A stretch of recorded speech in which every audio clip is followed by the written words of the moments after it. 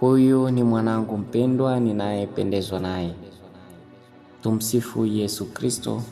Karibu ndugu mpendwa msikilizaji na mfuatiliaji wa Oratorio Kanosa Media katika tafakari ya neno la Mungu.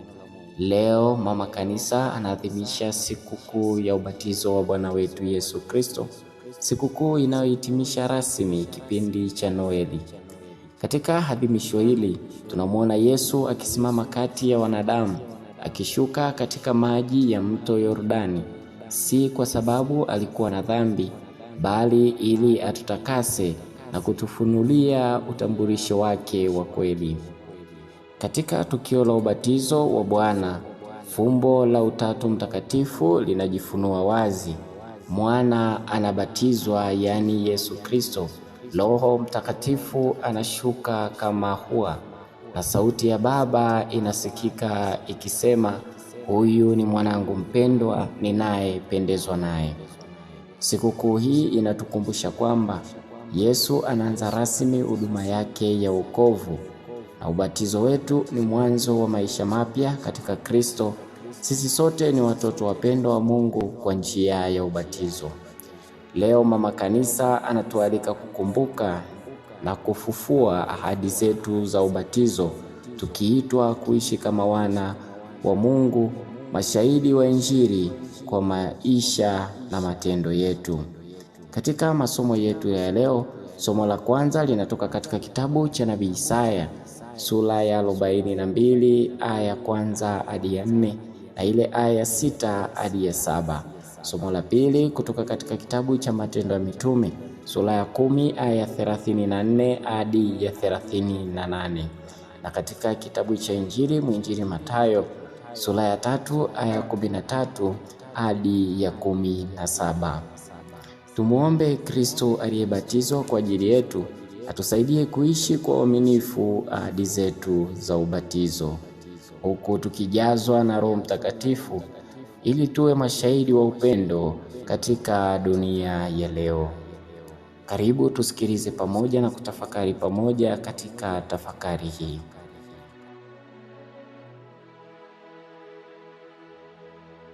Kristo, tumsifu Yesu Kristo.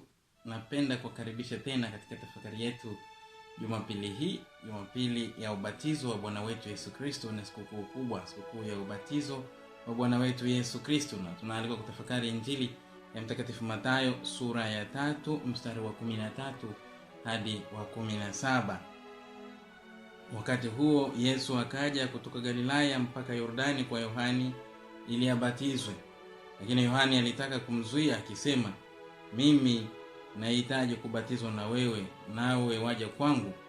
Yesu akajibu akamwambia, kubali hivi sasa, kwa ndivyo itupasavyo kutimiza haki yote. Basi akamkubalia. Na Yesu alipokwisha kubatizwa, mara akapanda kutoka majini, na tazama mbingu zikafunuka, na akamwona Roho wa Mungu akishuka kama hua akija juu yake. Tazama sauti kutoka mbinguni ikisema, huyu ni mwanangu mpendwa wangu ninayependezwa naye. Ndugu zangu katika Kristo, katika tukio hili la ubatizo wa Bwana wetu Yesu Kristo, tunaalikwa kutafakari mambo kadhaa.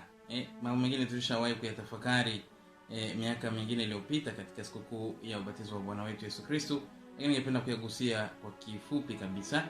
Cha kwanza kabisa, sikukuu ya ubatizo wa Bwana wetu Yesu Kristo ni sikukuu ambayo pia Kristo anaendelea kujidhihirisha, au Mungu anajifunua kwa watu, kwa mataifa, kwa wale waliopata bahati ya kumuona uso kwa uso, anaendelea kujifunua kwao.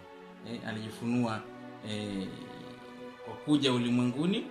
Maana Yesu Kristo alipozaliwa kama mtoto, ilikuwa ni mojawapo ya njia ya Mungu kujiweka wazi mbele ya wanadamu, aweze kuonekana, aweze kutambulika. Lakini pia katika sikukuu ya Epifania tuliona sikukuu ya tokeo la Bwana, ambapo mamajusi walienda kumsalimu, walienda kumpa hongera, walienda kumzawadia mtoto aliyezaliwa. Ilikuwa ni jinsi ambayo Mungu pia aliamua kujidhihirisha kwao. Kwa hiyo alijidhihirisha kwa kuzaliwa, kule pangoni Bethlehem, walipoenda mara ya kwanza kabisa wale wachungaji.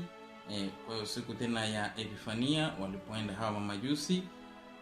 Na leo katika ubatizo wake Yesu anajidhihirisha tena, anajidhihirisha kwa kutaka kubatizwa, na baada ya kubatizwa basi ndio sauti ile inatoka mbinguni, na huyu Roho Mtakatifu anayeshuka kwa njia ya hua anakaa juu yake, na sauti hiyo inasema, inamthibitisha huyu ni mwanangu niliyependezwa naye. Pia tukiendelea mbele, Yesu ataendelea kudhihirisha umungu wake, au ataendelea kudhihirisha kwamba ni Mungu kati yetu kwa matukio mbalimbali ambayo atakuwa anafanya, labda kwenye muujiza wa kwanza kule kwenye harusi ya Kana ya Galilaya, kubadilisha maji kuwa divai, lakini pia alipobadilika sura pale mlimani, kama mnakumbuka. Mwandishi Mathayo anatusimulia kwamba alitokea shida kidogo hapa. Yesu anaingia hapa Yesu anafika eneo la kubatizwa, ambao watu wanaenda kubatizwa. Tunafahamu kwamba Yohane Mbatizaji ndio aliyekuwa mtangulizi wa Yesu Kristo, ndio aliyeandaa makao kwa ajili ya Yesu Kristo, naye alikuwa anafanya shughuli zake za kuinjilisha na kubatiza katika mto Yordani. Yesu anajongea pia katika mto Yordani basi akitaka kubatizwa, na Yohane Mbatizaji anamshtukia, anajua kwamba huyu ni mwana wa Mungu na anagoma kumbatiza, anasema wewe ndio unayetakiwa kunibatiza mimi. Na Yesu anamwambia kubali tu, haki itendeke, kwa sababu kwa kila anayekuja kuomba kitu lazima atendewe haki. Yesu amekuja kuomba ubatizo, unapaswa kumbatiza, usimnyime, kwa sababu utakuja tenda haki. Kwa hiyo ili haki itimie, kwa sababu yeye kama mwanadamu anapenda itendeke haki, kama wengine walivyoenda kubatizwa, basi na yeye apewe haki ya kubatizwa. Hakatai, anaamua kumbatiza, lakini akitambua moyoni kwamba huyu ni mkubwa sana kuliko yeye. Sasa ndugu zangu katika Kristo, swali ambalo kidogo ndio linalo endesha hata hii sikukuu nzima ni kwa nini Yesu aamue kubatizwa ili hali ya kuwa na dhambi. Yesu alikuwa ni Mungu, alikuwa ni mtu kweli na Mungu kweli. Kwa nini aamue kubatizwa kama hakuwa na dhambi? Kama tulivyoona katika tafakari ya miaka iliyopita, swala la kwanza kabisa ni swala ambalo kwa Kiingereza wanaita solidarity. Kwa Kiswahili tungesema ule mshikamano, ule kushikamana na wengine, kuwa pamoja na wengine katika shida yao, katika matatizo yao. Swala la kwanza kabisa ni solidarity. Yesu anaamua kubatizwa ili kuunganika na wanadamu wote ambao walikuwa wanaenda kubatizwa ili kuondolewa dhambi zao. Tunafahamu ubatizo wa Yohane Mbatizaji ulikuwa ni ubatizo wa toba. Kwa hiyo Yesu anapoamua kubatizwa, manake anakuwa na mshikamano na wale ambao wanatubu. Anashikamana na wale wanaotubu. Ingeza nasema neno nzuri kidogo ni solidarity. Anakuwa na mshikamano na wale wanaotubu. Lakini ni ukweli tu kwamba ujio wake yeye kuvaa kwekwe ubinadamu wetu, alizibeba pia dhambi za wanadamu wote. Dhambi za wanadamu wote alizibeba, ndio zilizompeleka mpaka msalabani akasulubiwa kwa sababu ya dhambi za wanadamu wote. Kwa hiyo ubatizo ulikuwa na maana hiyo ya kuwa kushikamana na wanadamu ambao amekuja kuwakomboa, kuvaa utu wao vizuri, na anapovaa utu wao unamaanisha kwamba anawasaidia mzigo wao mkubwa ambao ni wa dhambi. Ndugu zangu katika Kristo, swala lingine la pili, Yesu anaenda kubatizwa ili kuthibitisha ubatizo wa Yohane Mbatizaji kwamba si mchezo. Si kwamba Yohane Mbatizaji alikuwa anafanya tu kujifurahisha, alitaka kuthibitisha alichokuwa anafanya Yohane Mbatizaji ni sahihi na chenye maana kwa Mkristo, au kwa chenye maana kwa yeyote ambaye alikuwa anataka kubadilika, ambaye alikuwa anataka Mungu aingie katika mradi wake wa maisha. Kwa hiyo alikuwa anauthibitisha ubatizo wa Yohane Mbatizaji kwamba ni ubatizo wa kweli, na zaidi kwa kubatizwa kwake yeye, kwa yeye kubali kubatizwa, alikuwa anazidi kuhalalisha ubatizo huo, kwamba yote aliyopokea ule ubatizo ni ubatizo wa maana. Japokuwa ni ubatizo wa toba wa kwake wa Yesu Kristo, utakosa ni ubatizo wa ukombozi moja kwa moja ambao atabatiza kwa Roho, lakini Yesu anakubali kubatizwa ili kuthibitisha umisionari wa Yohane Mbatizaji, kwamba alikuwa anafanya kazi ya uhakika na ya ukweli, si kwamba alikuwa amejitungia tu na alikuwa anafanya jambo la maana, na Yesu analipa uzito jambo hilo, yani kubali kubatizwa. Sababu nyingine, ndugu zangu katika Kristo, ni sababu ya kihistoria. Ili kuingia katika nchi ya ahadi, wana wa Israeli ilibidi waingie kwenye mto watoke, waingie kwenye maji watoke, upande wa pili, upande wa uhuru, upande wa kukombolewa kule, ule upande ambao ni nchi ya maziwa na asali. Ili kufika huko ilibidi wavuke maji ya bahari ya Shamu, wakiongozwa na Musa, nguzo ya moto ambayo ilikuwa inaongoza na wingu na fimbo ile ya Musa. Walifanikiwa kuvuka bahari ya Shamu. Lakini pia kabla ya kuingia kabisa katika nchi ya ahadi, walibidi wavuke mto Yordani.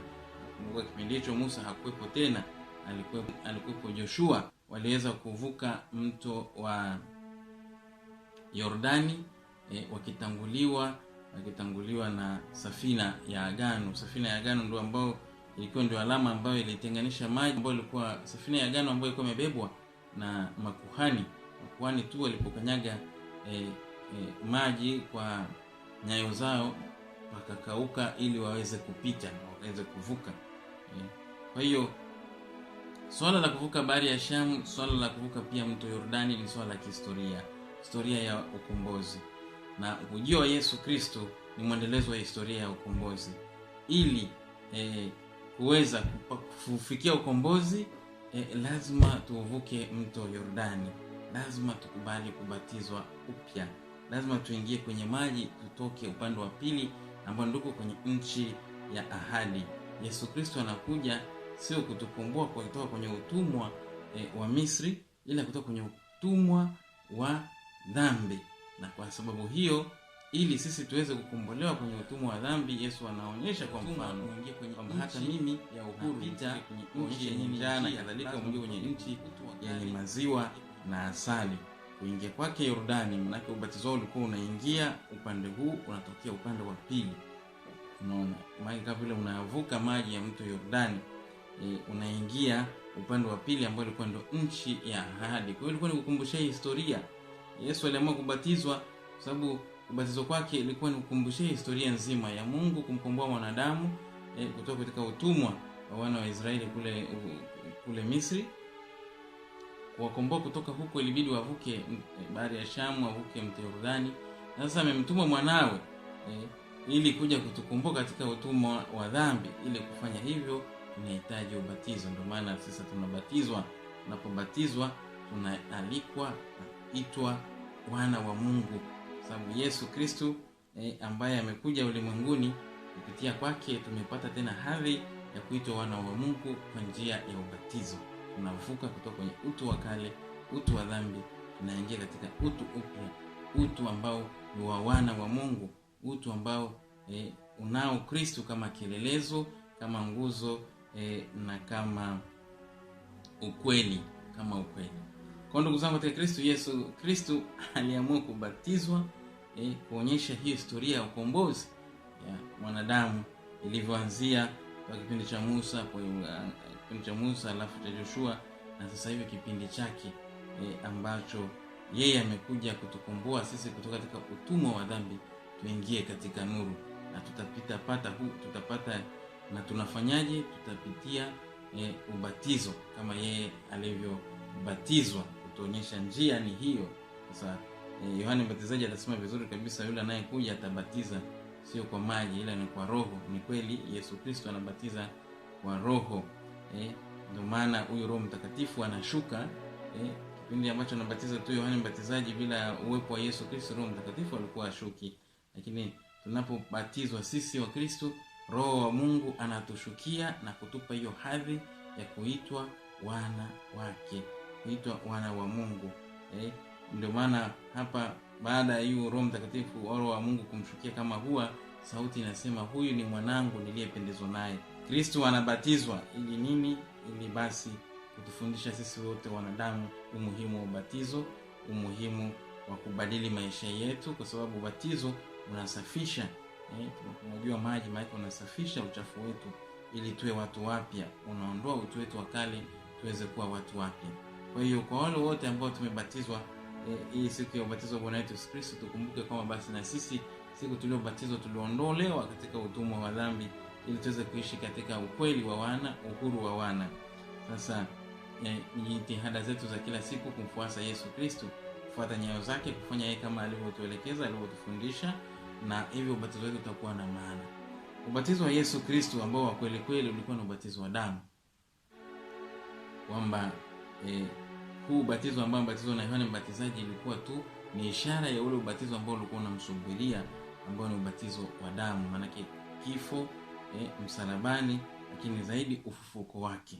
Kwa hiyo kuingia kwenye maji ni kama vile ni kifo chake, na kutoka ni ufufuko wake. Kwa hiyo Yesu Kristo anabatizwa ili kutoa ishara ya yale yajayo, kwamba ubatizo ambao anausubiria, na yeye mwenyewe atasema moyo wake utatulia tu pale atakapokuwa amesha upitia huo ubatizo ambao ni ubatizo wa damu, mpaka amesha kunywa kile kikombe ambacho ni cha mateso. Kwa hiyo kuingia kwenye maji ni kama kuuzika basi utu wetu wa zamani, na kuibuka ni kama kufufuka, kutupa utu upya katika yeye. Kwa hiyo ni ishara pia ya ule ubatizo ambao unamsubiria, manake wa kifo na ufufuko wake, ili kutukomboa sisi, ili kumkomboa kila mwanadamu. Ndugu zangu katika Kristo, kwa haya machache niwatakie tu siku njema ya ubatizo wa Bwana wetu Yesu Kristo.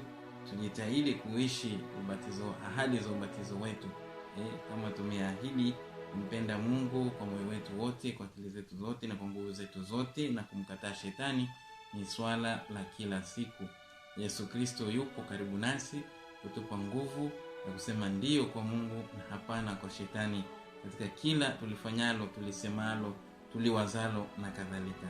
Sharti tu kukumbuka kwamba tunapokuwa tumezidiwa, tuna nguvu, tumkumbuke Bwana wetu Yesu Kristo, kwani hatuachi yatima, yuko daima nasi. Hata katika ule ubatizo tunaopitia kila siku wa mateso fulani, wa kitu fulani, Yesu yupo pamoja nasi, na mwisho wa mateso hayo huwa mara nyingi ni furaha, mwisho wa kifo huwa ni ufufuko. Kwa hiyo ubatizo ni ubatizo ambao unatuweka huru, ubatizo ambao unatufufua, ubatizo unatutoa katika utu wa kale na kutuletea utu upya. Kwa hiyo tupokee ujumbe huu wa ubatizo wa Bwana wetu Yesu Kristo, ambao unafunga pia sherehe zote za Krismasi au za Noeli, na baadaye tutaanza sasa kipindi cha kawaida cha mwaka. Ndugu zangu katika Kristo, niwashukuru sana kwa kutembea pamoja kipindi hiki chote cha Noeli. Niwatakie baraka zote za Yesu Kristo ambaye anabatizwa, na wote ambao tumebatizwa basi tusherehekee pia siku yetu kubatizwa leo, tunamshikilia siku ya Bwana Yesu Kristo, tukumbuka ahadi zetu za ubatizo. Niwatakie Jumapili njema. Tumsifu Yesu Kristo.